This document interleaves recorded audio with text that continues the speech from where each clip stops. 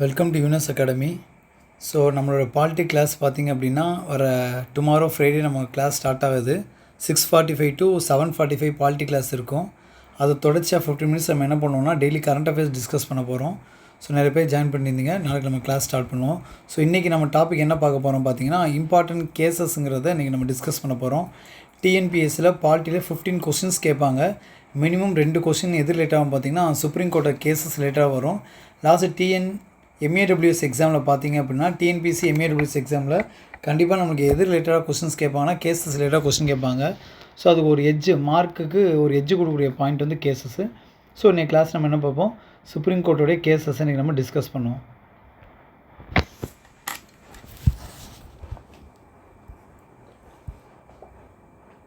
So note பண்ணிங்க important cases.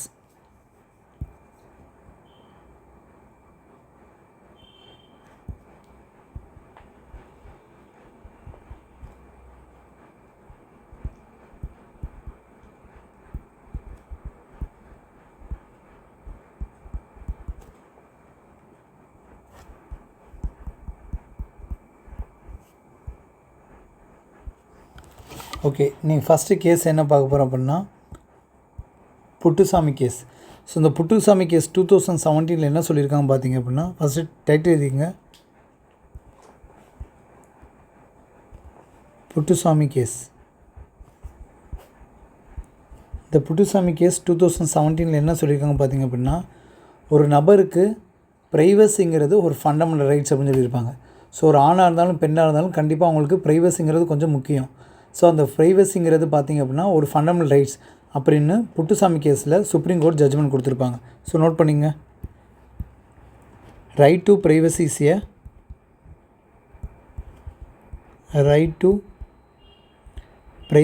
எ fundamental rights அப்படின்னு சொல்லியிருப்பாங்க. ஸோ நமக்கு தெரியும் ஆர்டிகல் 21 இதை பற்றி பேசுவோம். ஸோ நெக்ஸ்ட்டு கேஸ் என்னென்னு பார்த்தீங்க அப்படின்னா ட்ரிபிள் தலாக் கேஸ்.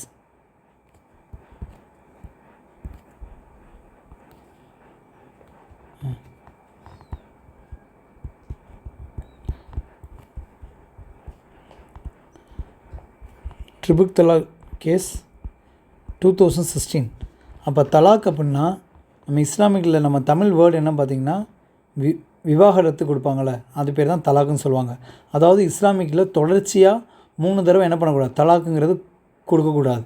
ஸோ இஸ்லாமுடைய சரியத்தை என்ன சொல்லணும் பார்த்திங்கன்னா ஒரு தலாக்குக்கும் இன்னொரு தலாக்குக்கும் இடைப்பட்ட காலம் வந்து 6 மாதம் சொல்கிறாங்க. ஸோ அது தெரியாமல் நிறைய பேர் என்ன பண்ணுறாங்க பார்த்திங்கன்னா தலாக் 3 தடவை இன்ஸ்டண்ட்டாக சொன்னோம் அப்படின்னா விவாகரத்து நடந்துருச்சுங்கிறத அதை மீன் பண்ணி சொல்லியிருந்தாங்க. ஸோ சுப்ரீம் கோர்ட் என்ன சொல்லிச்சு பார்த்திங்கன்னா தொடர்ச்சியாக 3 தலாக்குங்கிறது டிக்ளேர் பண்ணக்கூடாதுன்னு சொல்லியிருக்காங்க. அதான் ட்ரிபிள் தலாக் கேஸ். ஏன் இந்த இயருங்கிற முக்கியம் பார்த்திங்கன்னா நம்மளுக்கு மேட்ச்சில் ஒரு 4 கேஸை கொடுத்து அசனிங் ஆர்டரில் எழுத சொல்லிடுவாங்க. ஸோ அதுக்காண்டி கொஞ்சம் முக்கியம், நோட் பண்ணிங்க.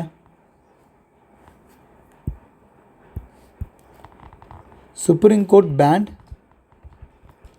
நோட் பண்ணிங்க, சுப்ரீம் கோர்ட் பேண்ட் இன்ஸ்டன்ட் தொடர்ச்சியாக இன்ஸ்டன்ட் ட்ரிபிள் தலாக்.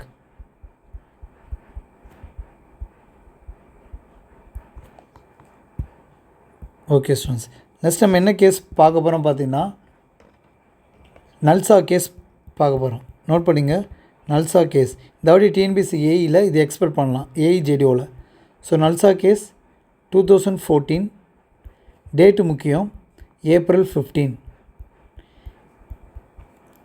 ஓகே, இந்த நல்சா கேஸில் என்ன சொல்லியிருக்காங்க பார்த்திங்க அப்படின்னா ஆண்கள் பெண்கள்னு ஒரு 2 ஜெண்டர் தான் இருக்குது. ஆனால் டிரான்ஸ்ஜெண்டரை ஒரு 3rd ஜெண்டராக ரெகக்னைஸ் பண்ண சுப்ரீம் கோர்ட் வந்து நல்சா கேஸ் தான். அந்த தீர்ப்பு அந்த நாள் என்னென்னு பார்த்தீங்கன்னா April 15, 2014. அந்த April 15 டேவை நம்ம டிரான்ஸ்ஜெண்டர் டேவாக செலிப்ரேட் பண்ணுறோம். நோட் பண்ணிங்க, transgender is a 3rd gender. Transgender is the 3rd gender. So திருநங்கைகளை 3ஆம் பாலினத்தர் அப்படின்னு சொன்ன கேஸ் எதுன்னு கேட்டால் நல்சா கேஸ் 2014.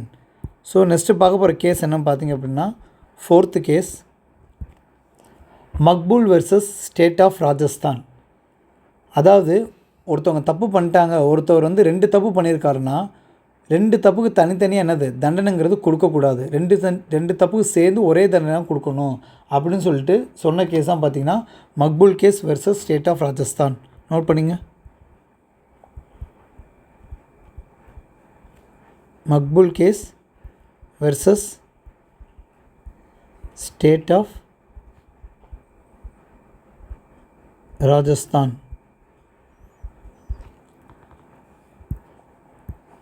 ஸோ இந்த கேஸ் என்ன சொல்லியிருப்பாங்கன்னா இரட்டை தண்டனை முறைங்கிறது இருக்கக்கூடாது, double ஜியோபார்டி.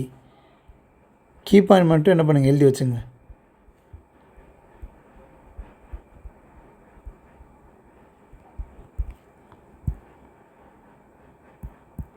So next important case என்ன அப்படின்னு பார்த்தோம் அப்படின்னா லில்லி தாமஸ் கேஸ்.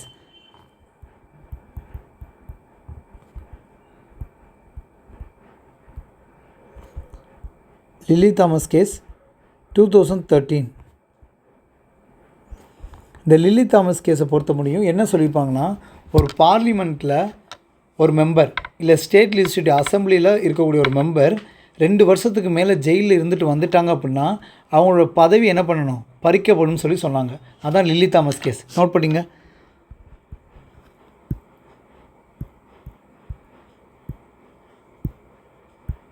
நோட் பண்ணிங்க. ஒரு legislative member, that is either அது பார்லிமெண்ட்டாகவும் இருக்கலாம் இல்லை அசம்பிளியாகவும் இருக்கலாம். எய்தர் ஒரு பார்லிமெண்ட்டாகவும் இருக்கலாம் இல்லை ஸ்டேட் லெஜிஸ்லேட்டிவ் அசம்பிளி, அதில் வேணால் இருக்கலாம். அப்போ லெஜிஸ்லேட்டிவ் மெம்பர் ஒருத்தவர் 2 வருஷத்துக்கு மேலே ஜெயிலில் இருந்தாங்க அப்படின்னா, 2 வருஷத்துக்கு மேலே ஜெயிலில் இருந்துட்டு வந்தாங்கன்னா அவங்களுக்கு சீட் என்ன பண்ணுப்பா, அவங்களோட பதவி அவங்கள விட்டு லாஸ் ஆகிருன்னு சொல்லுவாங்க. They will lose their seats. they will lose their seats அப்படின்னு சொன்னது தான் லில்லி தாமஸ் கேஸ். ஸோ நம்ம ஒன்ஸ் பார்த்துடலாம். நமக்கு ஆல்ரெடி தெரியும் புட்டுசாமி கேஸுங்கிறது ஒரு நபருக்கு ப்ரைவசி கொடுக்குறது கூட அது கூட ஃபண்டமெண்டல் ரைட்ஸ் தான் சொல்லியிருப்பாங்க. நெக்ஸ்ட்டு பார்த்தீங்கன்னா இன்ஸ்டண்ட்டாக தொடர்ச்சியாக 3 தலாக் கொடுக்கக்கூடாதுன்னு சொல்லி ட்ரிபிள் தலாக் கேஸை சொல்லியிருப்பாங்க. திருநங்கையில் கூட 3rd ஜெண்டர் அப்படின்னு அங்கீகாரம் கொடுத்தது எந்த சுப்ரீம் கோர்ட் கேஸில் பார்த்தீங்கன்னா நல்சா கேஸில் சொல்லியிருப்பாங்க. அதே மாதிரி இரட்டை தண்டனை முறை பற்றி பேசக்கூடியது Maqbool case versus state of Rajasthan. அதே மாதிரி பார்லிமெண்ட்லேயோ அசம்பிளிலோ ஒரு நபர் 2 வருஷத்துக்கு மேலே ஜெயிலில் இருந்து வர ஒரு எம்எல்ஏயோ எம்பியோ 2 வருஷத்துக்கு மேலே ஜெயிலில் வராங்கன்னா கண்டிப்பாக அவங்க பதவி என்னது அவங்கள விட்டு போயிடும் அப்படின்னு சொன்ன லில்லி தாமஸ் கேஸ். நெக்ஸ்ட்டு பார்த்தீங்கன்னா நோட்டா ஜட்ஜ்மெண்ட். நோட் பண்ணிங்க, நோட்டா ஜட்ஜ்மெண்ட் எல்லாருக்குமே தெரியும். 2013 வந்த கேஸு. சுப்ரீம் கோர்ட் என்ன பண்ணாங்க, ஓட்டு போடக்கூடிய ஒரு நபருக்கு நோட்டா ஆப்ஷன் என்ன பண்ணாங்க, டிக்ளேர் பண்ணாங்க. உங்களுக்கு பிடிக்கல என்னது நோட்டா சிம்பிள், நீங்கள் என்ன பண்ணலாம் பட்டனை எலெக்ஷன் டைமில் நம்ம என்ன பண்ண யூஸ் பண்ணிக்கலாம்னு சொன்னது நோட்டா ஜட்ஜ்மெண்ட். நோட் பண்ணிங்க, NOTA judgment. NOTA judgment case 2013.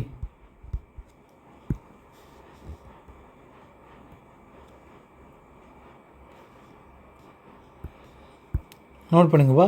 NOTA judgment case வந்து எந்த வருஷங்கிறது தான் நமக்கு முக்கியம். அப்போ சுப்ரீம் கோர்ட் என்ன பண்ணாங்க, நோட்டா ஆப்ஷனை ஓட்டர்ஸ்க்கு அலோவ் பண்ணாங்க. நோட் பண்ணிங்க, supreme court allowed NOTA options for voters. Okay, next case கொஞ்சம் இம்பார்ட்டன்ட் கேஸு, நோட் பண்ணிங்க.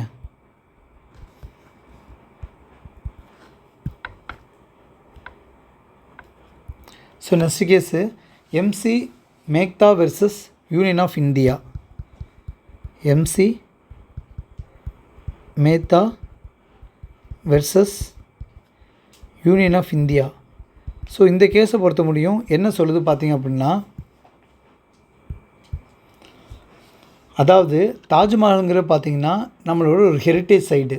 அங்கே இருக்க அந்த தாஜ்மஹாலை சுற்றி பார்த்திங்கன்னா நிறைய இண்டஸ்ட்ரீஸ் ஏரியா இருக்குது. அப்போ அதில் வர புகைகள்னால அங்கே வர ஆசிட் ரெயின் நிறையா பிரச்சனைனால என்ன ஆச்சு பார்த்தீங்கன்னா அந்த தாஜ்மஹால் ஹெரிட்டேஜ் சைடுங்கிறது பார்த்திங்க அப்படின்னா படிப்படியாக கலர் மங்கிக்கிட்டே வருது. அங்கே வந்து சுற்றி அதோடைய நேச்சருங்கிறது கம்மியாகிட்டே இருக்குது. அதனால் என்ன பண்ணுச்சுன்னா சுப்ரீம் கோர்ட் என்ன பண்ணுச்சு, கிட்டத்தட்ட 299 இண்டஸ்ட்ரீஸோட ஏரியாவை ஷிஃப்ட் பண்ண சொல்லிடுச்சு. ஸோ முக்கியமான வழக்கு. நோட் பண்ணிங்க, ஷிஃப்டிங்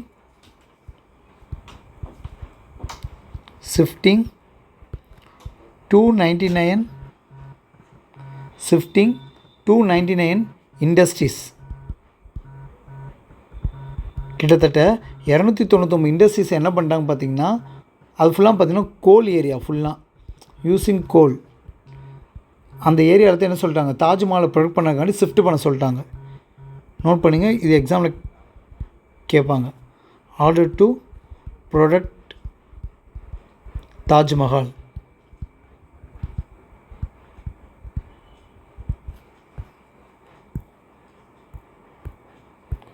ஸோ நெக்ஸ்ட்டு கேஸ் என்ன பார்த்திங்கன்னா, அருணா ஷாபாங் கேஸ். கிட்டத்தட்ட இந்த கேஸுங்கிறது ஒரு 42 வருஷம் நடந்த கேஸு. கண்டிப்பாக எக்ஸாம் டிஎன்பிசி நம்மளுக்கு கேட்குறதுக்கு வாய்ப்பு அதிகம்.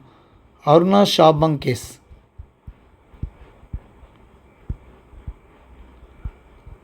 அருணா ஷாபாங் கேஸ் 2011. ஸோ இந்த கேஸ் என்ன சொல்கிறாங்க பார்த்திங்கன்னா, அதாவது இறந்து போகிறது கூட ஒரு கண்ணியமாக இருக்கணும் அப்படின்னு சொல்லி என்ன பண்ணியிருப்பாங்கன்னா, கருணை கொலையை அலோவ் பண்ணியிருப்பாங்க. இந்த அருணா ஷாபாங்கிறவங்க பார்த்திங்கன்னா ஒரு லேடி. அந்த லேடி என்ன பண்ணியிருப்பாங்கன்னா, கிட்டத்தட்ட அங்கே ஹாஸ்பிட்டலில் ஒர்க் பண்ணுறவங்க நிறைய பேர் என்ன பண்ணுவாங்கன்னா ரேப் பண்ணிடுவாங்க. ஸோ அந்த இஷ்யூனால் இந்த பொண்ணு என்ன பண்ணுவாங்க பார்த்திங்கன்னா கோமா ஸ்டேஜுக்கு போயிடுவாங்க. ஸோ அந்த கோமா ஸ்டேஜுக்கு போன பொண்ணை கருணை கொலைப்படி அவங்கள கொலை செய்யலாமா வேணாமாங்கிற கேஸ் கொஞ்ச நாளாக போய்கிட்டே இருந்துச்சு. அதாவது எத்தோசைனியா அப்படின்னா கருணை கொலை. அப்போ கருணை கொலை ஆக்டிவ் கருணை கொலை, பேசிவ் கருணை கொலைன்னு 2 விதமாக பிரிக்கிறாங்க. அதுக்கு என்ன வித்தியாசம் பார்த்திங்க அப்படின்னா, ஃபஸ்ட் எழுதிக்கங்க. Right to die is a dignity.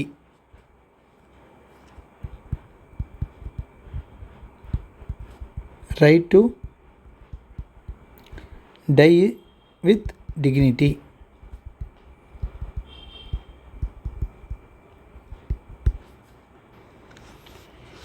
இந்த யூத்தோனேசியாங்கிற பார்த்திங்கன்னா நார்மலாக எதோ சொல்லுவாங்க பார்த்திங்கன்னா கருணை கொலை சொல்லுவாங்கப்பா. யூத்தோனேசியா அப்படின்னா என்னது, கருணை கொலை. அப்போ இந்தியாவை பொறுத்த முடியும் 2 விதமாக அதை என்ன பண்ணாங்க சொல்கிறாங்க. அதாவது ஆக்டிவ் யூத்தாசேனியா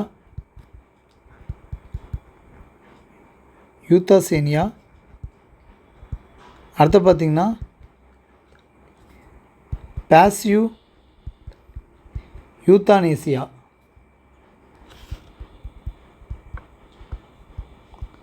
ஸோ 2க்கும் என்ன டிஃப்ரெண்ட் பார்த்திங்கன்னா, ஆக்டிவ் அப்படின்னா இப்போ நார்மலாக நான் ஒரு கோமா ஸ்டேஜ் இருக்கேன்னு நீங்கள் அஸ்யூம் பண்ணிங்க. சப்போஸ் எனக்கு ஒரு பாய்சன், அதாவது ஒரு இன்ஜெக்ஷன் எனக்கு இன்ஜெக்ட் பண்ணாங்கன்னா என்னோடய உயிர் போயிடும் அப்படின்னா அது என்ன பார்த்தீங்கன்னா ஆக்டிவ் யூத்தானேசியா. எக்ஸாம்பிள் போட்டுங்க, அப்போ தான் புரியும். பாய்சனை இன்ஜெக்ட் பண்ணுறாங்கன்னு வச்சுக்கோங்க.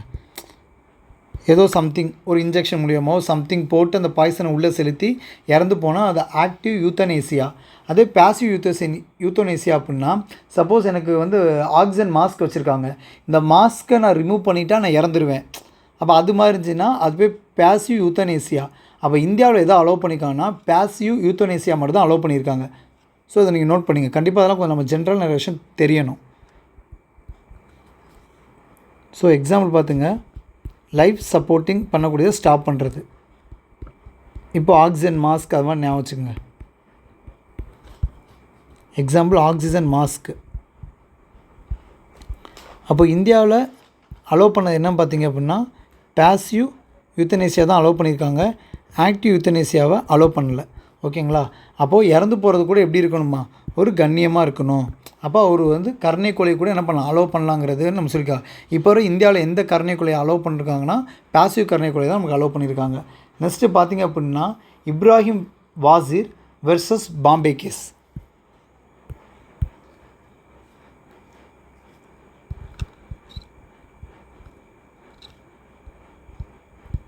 Ibrahim Wazir versus Bombay case. So இந்த கேஸை நமக்கு எதை பற்றி சொல்கிறாங்க அப்படின்னு பார்த்தோம் அப்படின்னா, கண்டிப்பாக ஒரு இந்தியாவோட குடிமகன் சிட்டிசன்ஷிப் இருக்கான் அப்படின்னா அவனோட சிட்டிசன்ஷிப்பு, அதாவது அவனோட அடையாளம்னு சொல்லக்கூடிய சிட்டிசன்ஷிப்பை கண்டிப்பாக பார்லிமெண்ட்டில் ஒரு சட்டத்தை போட்டு தான் என்ன பண்ண முடியும், நம்ம பிரிக்க முடியுமே தவிர நம்ம இஷ்டத்துக்கு அவனோட சிட்டிசன் ரிமூவ் பண்ண முடியாதுன்னு சொன்னதான் பார்த்தீங்கன்னா இப்ராஹிம் வாசிர் வெர்சஸ் பாம்பே கேஸ். சிம்பிளாக நோட் பண்ணிங்க, citizenship.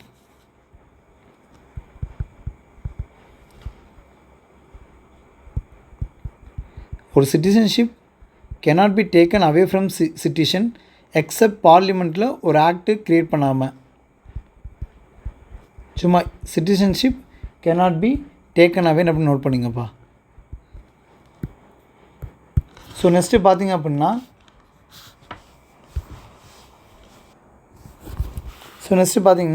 IR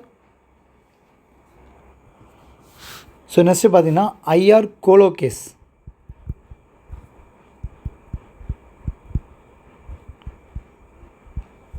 so IR Coelho case எந்த வருஷம் பார்த்தீங்கன்னா 2007. இந்த கேஸில் என்ன சொல்லியிருப்பாங்க அப்படின்னு பார்த்தோம் அப்படின்னா, அதாவது நீங்கள் 9th ஷெட்யூலில், அதாவது கேசவ பாரதி கேஸ் வந்து April 24, 1973 அந்த கேஸுக்கு அந்த டேட்டுக்கு அடுத்து நீங்கள் 9th ஷெட்யூலில் எதை நீங்கள் ஆட் பண்ணாலும் கண்டிப்பாக நாங்கள் சுப்ரீம் கோர்ட் என்ன பண்ணுவோம், ஜுடிஷியல் ரிவ்யூ பண்ணுவோம் அப்படின்னு சொன்னது தான் ஐஆர் கோலோ கேஸ். நோட் பண்ணிங்க. Any act added in 9th schedule after April 24, 1973. இது கேசவ பாரதி கேஸு, அந்த டேட் முக்கியம். அதாவது April 24, 1973க்கு அப்புறம் நீங்கள் 9th ஷெட்யூலில் எதை இன்க்ளூட் பண்ணாலும் கண்டிப்பாக சுப்ரீம் கோர்ட் என்ன பண்ணுவோம், ஜுடிஷியல் ரிவ்யூ, அதாவது ஜுடிஷியல் ஆய்வு பண்ணணும்னு சொல்லியிருப்பாங்க. அதான் ஐஆர் கோலோ கேஸ் இந்த year of 2007. So next important case என்ன பார்க்க போகிறோம் பார்த்திங்க அப்படின்னா, Vishaka case versus state of Rajasthan. இந்த கொஷின் தான் நம்ம MAWSல ஜிஎஸ்ஓ ஒரு கேஸ் கேட்டிருந்தாங்க. அது பேர் Vishaka case versus state of Rajasthan. இது MAWSல கேட்ட கொஷின்.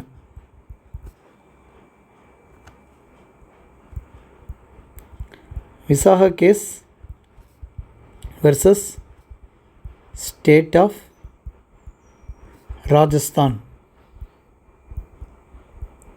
ஸோ இதுதான் நம்மளுக்கு வந்து MAWSல கேட்ட கொஷின்னு. என்ன சொன்னாங்கன்னா, இப்போ ஒர்க் பிளேஸ், அதாவது ஒரு இடத்துல ஒர்க் பண்ணக்கூடிய இடத்துல பெண்களுக்கு செக்ஸுவல் ஹராஸ்மெண்ட் இருக்கக்கூடாது அப்படின்னு சொன்ன கேஸ் தான் விசாகா கேஸ். அப்போ ஒர்க் பண்ணக்கூடிய இடத்துல பெண்களுக்கு பாதுகாப்புங்கிறது ரொம்ப முக்கியம் அப்படின்னு சொல்லி இந்த விசாகா கேஸை சுப்ரீம் கோர்ட் வந்து ஜட்ஜ்மெண்ட் கொடுத்துருப்பாங்க. நோட் பண்ணிங்க, sexual harassment at working place.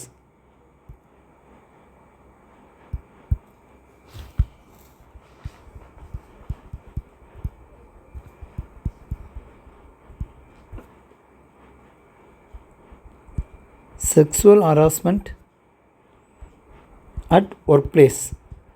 இப்போ வேலை செய்யக்கூடிய இடத்துல வந்து பெண்களுக்கு பாலியல் துன்புறுத்தல் இருக்கக்கூடாது அப்படின்னு சொல்லி சுப்ரீம் கோர்ட் எந்த ஜட்ஜ்மெண்ட்டில் சொன்னாங்கன்னா, Vishaka case versus state of Rajasthan.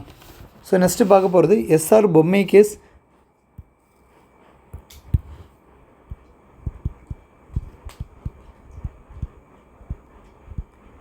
SR Bommai case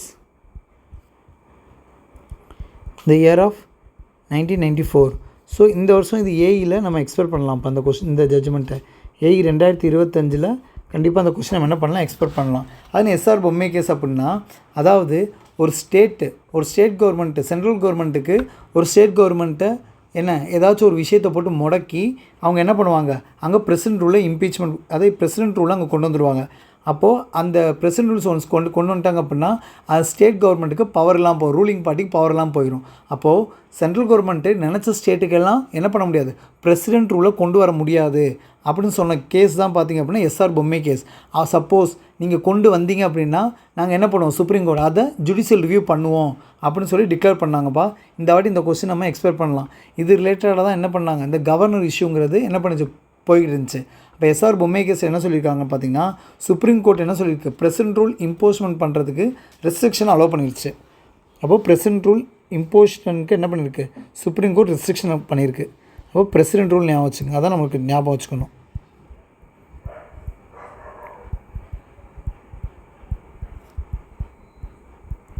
president ரூலுக்கு சம் ரெஸ்ட்ரிக்ஷன் வச்சுருக்குப்பா. இன்னொன்று முக்கியமான பாயிண்ட் நீங்கள் ஞாபகம் வச்சுக்கணும், அப்படியே பிரசிடென்ட் ரூல் ஒரு ஸ்டேட்டுக்கு வந்தாலும் கண்டிப்பாக சுப்ரீம் கோர்ட் என்ன பண்ணும், ஜுடிஷியல் ரிவ்யூ பண்ணும்.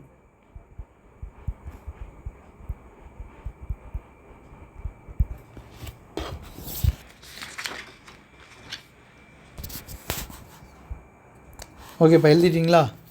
நெக்ஸ்ட்டு பார்த்தீங்கன்னா இந்திரா சானை கேஸ் 1992.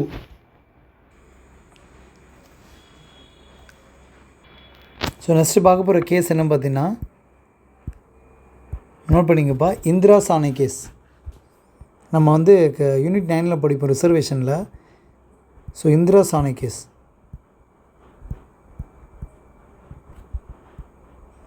1992. இந்த இந்திரா சானை கேஸ்க்கு இன்னொரு பேர் என்னப்பா? மண்டல் கேஸ். ஓகே, இந்த கேஸ் என்ன சொல்லியிருப்பாங்கன்னா ஓபிசிக்கு கண்டிப்பாக 27% ரிசர்வேஷன் கொடுக்கணும்னு சொல்லியிருப்பாங்கப்பா. நோட் பண்ணிங்க, 27% reservation for OBC.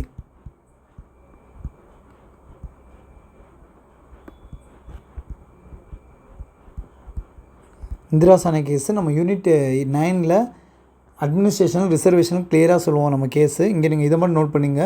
27% reservation for ஓபிசிக்கு வந்தது Indra Sawhney case. So next பார்த்தீங்கன்னா மினர்வா மில் கேஸ்.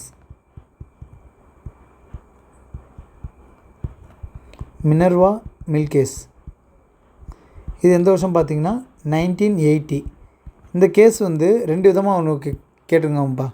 இந்த கேஸ் எப்படி கேட்கலான்னா, அதாவது டிபிஎஸ்பியும் ஃபண்டமெண்டல் ரைட்ஸும் ஒரு பெட்ராக் மாதிரி. எப்படின்னா, இப்போ ஒரு கேக் இருக்குன்னா, ஒரு 2 சாண்ட்விச் பார்த்துருக்கீங்களா? மேலே ஒரு பன் இருக்கும், கீழே ஒரு பன் இருக்கும், நடுவில் என்ன இருக்கும்? அந்த வெஜிடபிள்ஸ் இருக்கும். அதே மாதிரி தான் டிபிஎஸ்பியும் ஃபண்டமெண்டல் ரைட்ஸும் ஒரு பெட்ராக் மாதிரி அப்படின்னு சொல்லியிருப்பாங்கப்பா. நோட் பண்ணிங்க, இது கேட்கலாம் கொஷினில். DPSP and fundamental rights are bedrock. ரெண்டும் ஒன்றுக்கு ஒன்று என்னதுப்பா? சேர்ந்துள்ள மாதிரி சொல்லுவாங்க. இன்னொன்று முக்கியமாக என்ன சொல்லுவாங்கன்னா, ஜுடிஷியல் ரிவ்யூ இருக்குது பார்த்தீங்களா? ஜுடிஷியல் ரிவ்யூ அது கூட பார்த்திங்கன்னா ஒரு பேசிக் கேஸ் தான், அதான் பேசிக் ஸ்ட்ரக்சர் தான் அப்படின்னு சொல்லியிருப்பாங்க. ஸோ நம்ம இதை மட்டும் ஞாபகம் வச்சுக்கோங்க. ஸோ நெக்ஸ்ட் நம்மளுக்கு என்ன கேஸ் இம்பார்ட்டன்ட் நம்ம பார்த்தோம் அப்படின்னா, மேனகா காந்தி கேஸ் ரொம்ப முக்கியம்ப்பா. மேனகா காந்தி கேஸ் வந்து பாஸ்போர்ட் கேஸ்னு கூட சொல்லுவாங்க. நோட் பண்ணிங்க, மேனகா காந்தி கேஸ்.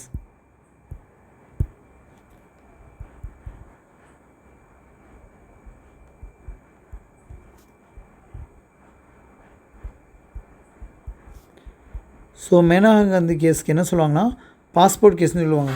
அதாவது டியூ ப்ராசஸ் ஆஃப் லா. அதாவது இன்னொன்று என்ன சொல்லுவாங்கன்னா, ஒரு நபர் வந்து இப்போ இந்தியாவில் நான் இருக்கேன், நான் இப்போ கத்தாருக்கு போகிறேன், இல்லை சவுதிக்கு வேலை பார்க்க போகிறேன். அப்போ நான் இங்கேருந்து ஃப்ரீடம் டு மூமெண்ட்டு, அப்போ இங்கேருந்து நான் போகலாமா? அப்போ நான் இங்கே ஒரு இந்தியாவிலேருந்து நான் எங்கே போகலாம், அதாவது ஃப்ரீடமாக நான் மூமெண்ட் பண்ணுறேன் அப்படின்னா அது கூட என்னப்பா, அது கூட ஒரு ஃபண்டமெண்டல் ரைட் தான் அப்படின்னு சொல்லியிருப்பாங்கப்பா. நோட் பண்ணிங்க. அதாவது freedom of movement outside India is a fundamental rights அப்படின்னு சொல்லியிருப்பாங்க.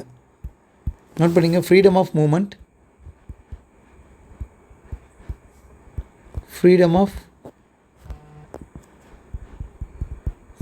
Of movement outside India. அதாவது நான் இந்தியாவை விட்டு வெளியே எங்கேயாச்சும் நான் வந்து படிக்கவோ, இல்லை நான் ஏதாச்சும் ஒரு எங்கேயாச்சும் வெளியே சுற்றுலாத்தலத்துக்கு போகிறோம், அப்போ நான் இங்கே இந்தியாவை விட்டு வெளியே போகிறேன்னா அது கூட என்ன தான் என்னுடைய ஃபண்டமெண்டல் ரைட்ஸ் தான் அப்படின்னு சொல்லியிருப்பாங்க. Freedom of movement outside India is a fundamental rights. Is a fundamental rights அப்படின்னு சொல்லியிருப்போம். நம்ம இது முன்னாடி ஒன்று படிச்சிருப்பேன்ப்பா, right to privacy is a fundamental rights. எந்த கேஸில் சொல்லியிருப்போம்?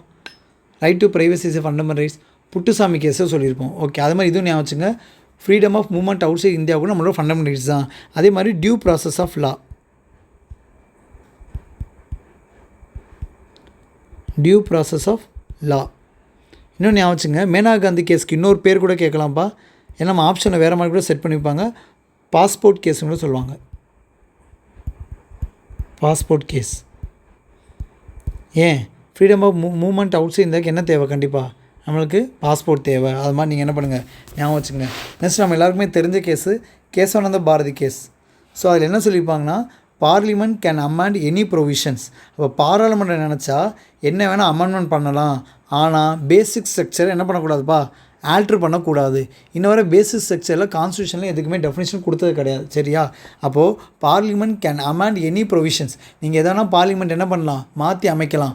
ஆனால் எனக்கு என்னது, பேசிக் ஸ்ட்ரக்சரை ஆல்ட்ரு பண்ணக்கூடாதுன்னு சொல்லியிருப்பாங்க. வெரி வெரி வெரி இம்பார்ட்டன்ட் கேஸ்ப்பா. நோட் பண்ணிங்க. டேட்டு கூட ரொம்ப முக்கியம்.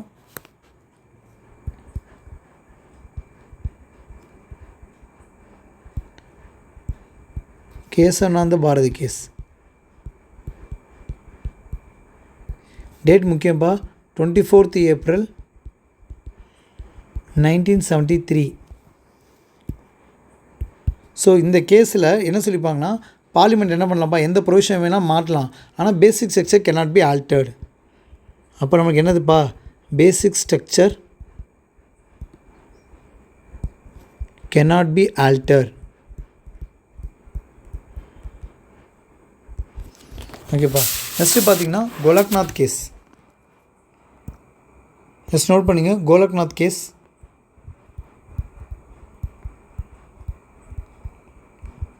கோலக்நாத் கேஸ் வந்து 1967. இது கொஞ்சம் முக்கியம்ப்பா. கோலக்நாத் கேஸ் என்ன சொல்லியிருப்பாங்கன்னா, அப்படியே நம்ம இப்போ பின்னாடி பார்ப்போம். சங்கரி பிரசாத் கேஸ் லாஸ்ட்டாக பார்ப்போம். அந்த சங்கரி பிரசாத் கேஸ்க்கு அப்படியே ஆப்போசிட்டாக வந்து தான் கோலக்நாத் கேஸு. இந்த கோலக்நாத் கேஸ் என்ன சொல்லியிருப்பாங்க பார்த்தீங்கன்னா, அதாவது பார்லிமெண்ட் வந்து ஃபண்டமெண்டல் ரைட்ஸை அமெண்ட் பண்ணுறதுக்கு பவர் கிடையாதுன்னு சொல்லியிருப்பாங்கப்பா. Parliament has no power to amend fundamental rights. Note பண்ணிங்க. Parliament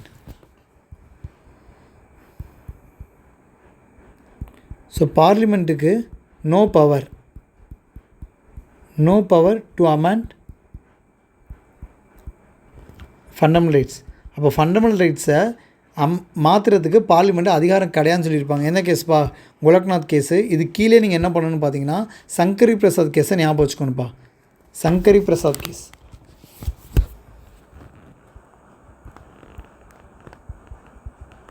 Sankari Prasad case 1951ப்பா. அதில் என்ன சொல்லியிருப்பாங்க பார்த்தீங்க அப்படின்னா, அதாவது பார்லிமெண்ட் வந்து என்ன பண்ணலாம், ஃபண்டமெண்டல் ரைட்ஸை அமெண்ட் பண்ணலாம்னு சொல்லியிருப்பாங்கப்பா. பார்லிமெண்ட்டுக்கு ஃபண்டமெண்டல் ரைட்ஸை அமெண்ட் பண்ணுறதுக்கு பவர் இருக்குது. அப்போ நம்ம ஒரு பவர் இருக்குன்னா நம்ம என்ன சொல்லுவோம்? எஸ்ன்னு தானே சொல்லுவோம். எஸ் அப்படிங்க பாருங்கள், எஸ்ஸு. இப்போ எஸ்னால் என்ன பண்ணலாம்? ஃபண்டமெண்டல் ரைட்டை அமெண்ட் பண்ணலாம். கோ போயிடு. நோ ஃபண்டமெண்டல் ரைட்டை அமெண்ட் பண்ணக்கூடாது அப்படின்னு சொல்லியிருப்பாங்க. இந்த 2 பாயிண்ட் நீங்கள் ஞாபகம் வச்சுங்கப்பா. அடுத்து பார்த்தீங்கன்னா பெர்பார் யூனியன் கேஸ் 1916. நோட் பண்ணிங்க. பெர்பார் யூனியன் கேஸ்.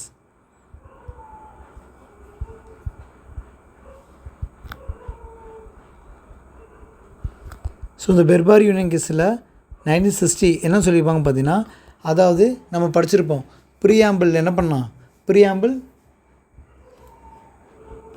அதே கேசவ பாரதி கேஸ் என்ன சொல்லியிருப்பாங்கன்னா, preamble is not a part of the constitution சொல்லியிருப்பாங்கப்பா.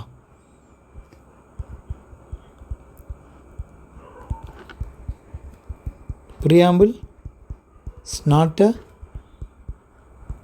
Part of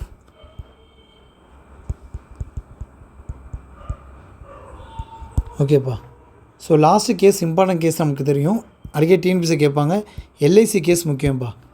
LIC case எந்த வருஷம்ப்பா? 1995. இந்த எல்ஐசி கேஸில் என்ன சொல்லியிருப்பாங்க அப்படின்னு பார்த்தீங்கன்னா, preamble is an integral part of the constitution சொல்லியிருப்பாங்கப்பா. Preamble is an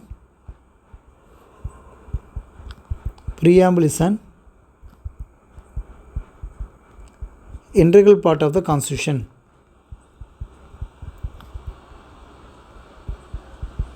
preamble is integral part of the constitution என்ன சொல்லியிருப்பாங்கன்னா எல்ஐசி கேஸில் சொல்லியிருப்பாங்க. So last but not least Champakam Dorairaj case வந்து வெரி வெரி இம்பார்ட்டன்ட்ப்பா. நோட் பண்ணிங்க. டிஎன்பிஎஸ்சியில் இது கொஞ்சம் இம்பார்ட்டன்ட் கேஸு. ஃபஸ்ட்டு கேஸ் இதுதான்.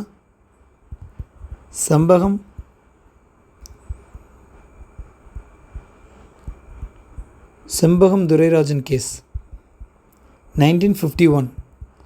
ஸோ இந்த கேஸ் என்னென்னா பார்த்தீங்கன்னா, ஸோ ரிசர்வேஷன் வந்தனால செம்பகம்ங்கிற ஒருத்தவருக்கு மெடிக்கலில் சீட்டு இருந்திருக்காது ரிசர்வேஷன் வந்தனால. அப்போ இவர் என்ன பண்ணிருப்பார், சுப்ரீம் கோர்ட்டை எதிர்த்து என்ன பண்ணியிருப்பாருப்பா, கேஸ் போட்டிருப்பார். அதை எதிர்த்து தான் என்ன பண்ணுவார், பெரியார் வந்து போராட்டம்லாம் நடத்துவாங்க. நம்ம என்ன பண்ணுவோம், அது யூனிட் 8 படிப்போம். அப்போ செம்பகம் கேஸ் என்ன சொல்லியிருப்பாங்க பார்த்தீங்கன்னா, DPSP cannot override the fundamental rights. அப்போ என்ன பண்ணிருக்கோம், ஃபண்டமெண்டல் ரைட்ஸை டிபிஎஸ்பின்னா என்னப்பா, directive principle of state policy. அந்த மக்களுக்கு, அதாவது மக்களுக்கு வெல்ஃபேரை கொடுக்கக்கூடியது தான் டிபிஎஸ்பி. நம்ம படிப்போம். டிபிஎஸ்பியோட அப்ஜெக்டிவ் டிஎன்பிஎஸ்சியில் கேட்பாங்க, to promote the welfare of the people. அப்போது அது வந்து என்னது ஃபண்டமெண்டல் ரைட்ஸை ஓவர் ரைட் பண்ணிடக்கூடாதுன்னு சொல்லி என்னது சம்பகம் துரைராஜ் கேஸ் சொல்லியிருப்பாங்க. நோட் பண்ணிங்க. Very important. DPSP cannot override the fundamental rights.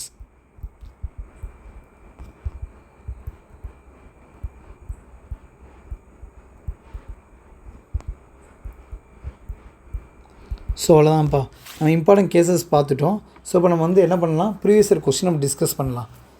So பாருங்கப்பா, ஃபஸ்ட் கொஸ்டின் என்ன இருக்குது,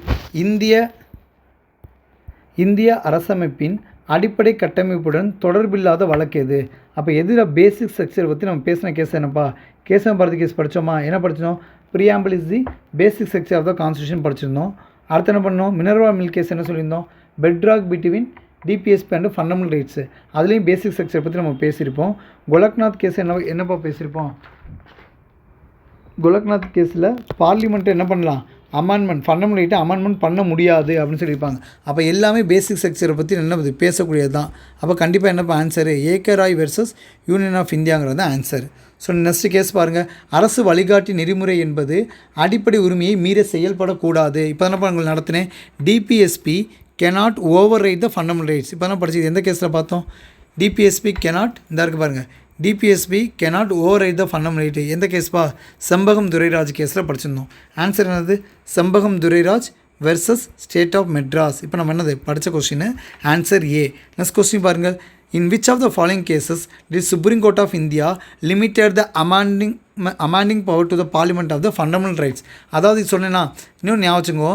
ஆக்சுவலாக இந்த கொஸ்டின்ஸ்க்கு என்ன வரும் பார்த்தீங்கன்னா ஆன்சரு பார்லிமெண்ட் என்ன பண்ணலாம்? ஃபண்டமெண்டல் ரைட்டை அமெண்ட் பண்ணலாம் அப்படின்னு சொன்ன கேஸ் எதுப்பா? பார்லிமெண்ட்டு என்னது அமெண்ட் பண்ணலாம். அப்போ பார்லிமெண்ட்டு ஃபண்டமெண்டல் ரைட்ஸை அமெண்ட் பண்ணலாம் அப்படின்னு சொன்னதுப்பா சங்கரி பிரசாத் கேஸ்ப்பா. ஆப்ஷனில் இல்லை. ஸோ கொஷின்ங்கிறது கொஞ்சம் செட் பண்ணும்போது கொஞ்சம் தப்பாக செட் பண்ணியிருக்காங்க. ஞாபகம் வச்சுக்கோங்க. என்ன case? Sankari Prasad case. Sankari Prasad case. Suppose ஆப்ஷனில் இது இல்லை, மறுபடியும் இந்த கொஸ்டின் ரிப்பீட் ஆச்சுன்னா நீங்கள் என்ன பண்ணுங்கள்? கேசவ பாரதி கேஸை நீங்கள் என்ன பண்ணுங்கள்? ஆன்சர் போடுங்க. ஸோ நெக்ஸ்ட்டு பார்த்தீங்க அப்படின்னா நெக்ஸ்ட்டு பாருங்கப்பா. In which of the following judgment the Supreme Court declared that the preamble of an India should be treated as a part of the constitution? எந்த கேஸ்ப்பா? பெர்பார் யூனியன் கேஸ் என்ன பண்ணியிருப்போம்? preamble is the not a part of the constitution பண்ணியிருப்போம். Golaknath case என்ன பண்ணியிருப்போம்? Fundamental ரைட்ஸை amendment பண்ணக்கூடாதுன்னு படிச்சிருப்போம். பொம்மை case என்ன பண்ணியிருப்போம்? பிரசிடென்ட் ரூல் போட்டாங்க அப்படின்னா கண்டிப்பாக சுப்ரீம் கோர்ட் என்னப்பா பண்ணும்? அதை ஜுடிஷியல் ரிவ்யூ பண்ணுன்னு சொல்லி கேஸ் தான் என்னது? SR Bommai case. அப்போ ஆன்சர் என்னப்பா? கேசவ பாரதி கேஸ் 1973. நெக்ஸ்ட்டு பாருங்கப்பா. ஒருவரது குடியுரிமையை நாடாளுமன்ற சட்டத்தின் மூலமையின்றி வேறு வகையில் பறிக்க முடியாது. நம்ம என்ன கேஸ்ப்பா படித்தோம்? Ibrahim Wazir versus state of Bombay case. Very important, note பண்ணிங்க. நம்ம படித்தோமா? ஒருத்தவங்களுக்கு குடியுரிமை என்ன பண்ண முடியாது? அதாவது சட்டம் இயற்றாமல் நீங்கள் என்ன பண்ண முடியாது? அதை பறிக்க முடியாதுன்னு சொன்னாங்க. இப்போ சிட்டிசன்ஷிப் அமெண்ட்மெண்ட் பில்லு 2019 நடந்துச்சா? அப்போ அது ரிலேட்டாக அந்த கொஸ்டின் நம்ம என்ன பண்ணலாம்? கேஸை ஜட்ஜ்மெண்ட்டில் நம்ம எக்ஸாமில் கேட்கலாம். நெக்ஸ்ட்டு பாருங்கப்பா. மேட்ச்சில் கேட்டிருக்காங்க டிஎன்பிஎஸ்சியில். நோட் பண்ணுங்கள். இங்கே பாருங்கள். செக்ஸுவல் ஹராஸ்மெண்ட் ஒர்க் பிளேஸ் என்னப்பா? அப்போது வேலை செய்யக்கூடிய இடத்துல வந்து பெண்களுக்கு பாலியல் துன்புறும் இருக்கக்கூடாது. என்னப்பா? விசாக கேஸாப்பா? அப்போ ஏக்கு 3 பார்த்திங்கன்னா 2 ஆப்ஷன் இருக்குது. அப்போ நெக்ஸ்ட் நம்மளுக்கு தெரியணும். அடுத்த பாருங்கப்பா. இரட்டை தண்டனை வந்து என்ன பண்ணக்கூடாது? கொடுக்கக்கூடாது. என்ன கேஸ்ப்பா? மக்பூல் கேஸ். அப்போது சிக்கு 4 வரணும். சிக்கு 4 இருக்க மாதிரி 1 இருக்குது. அதே அடுத்த நம்மளுக்கு தெரியும்ப்பா. Minerva mill case basic feature of the constitution பற்றி பேசக்கூடாது. அப்போ ஆன்சர் என்ன? ஏ. அப்போ இங்கே நம்ம எக்ஸ்ட்ரா ஒரு கேஸ் இருக்குது. அஸ்விந்தர் கார் வெர்சஸ் பஞ்சாப் யூனிவர்சிட்டி கேட்டால் ரைட் டு ஈக்குவாலிட்டி. நோட் பண்ணி வச்சுக்கோங்க. நெக்ஸ்ட்டு பாருங்கப்பா. அடுத்த பாருங்கள். மேட்ச்சில் கேட்டுக்காங்க. பெர்பார் யூனியன் கேஸ் எந்த வருஷம் படித்தோம்? 1960. அப்போது இது ஏ. கேசவ பாரதி கேஸ் டேட் என்னப்பா? 1973. இது பி. மினர்வா மில் கேஸ் என்னப்பா? 1918 சி. கோலக்நாத் கேஸ் வந்து 1964. ஆப்ஷன் 4321. நோட் பண்ணிங்கப்பா. நெக்ஸ்ட்டு பாருங்கப்பா. கீழ்கண்டவற்றுள் எந்த வழக்கில் தாஜ்மஹாலை பாதுகாக்க 299 தொழிற்சாலைகள் இடமாற்றம் செய்யப்பட்டுள்ளதுன்னு கேட்டிருக்காங்க. ஆன்சர் என்னப்பா பண்ணுறோம்? MC Mehta versus union of India. இந்த கொஸ்டின்லாம் அப்படியே ரிப்பீட் ஆகும்ப்பா. நோட் பண்ணிங்க. ஸோ நெக்ஸ்ட்டு பாருங்கப்பா. சுப்ரீம் கோர்ட்டு எந்த கேஸில் வந்து அதாவது பேசிக் ஸ்ட்ரக்சரை cannot be altered அப்படின்னு சொன்னாங்கன்னா கேசவ பாரதி கேஸ். டேட் என்னது சொல்லுங்கள்? 24th April 1973. ஓகேப்பா.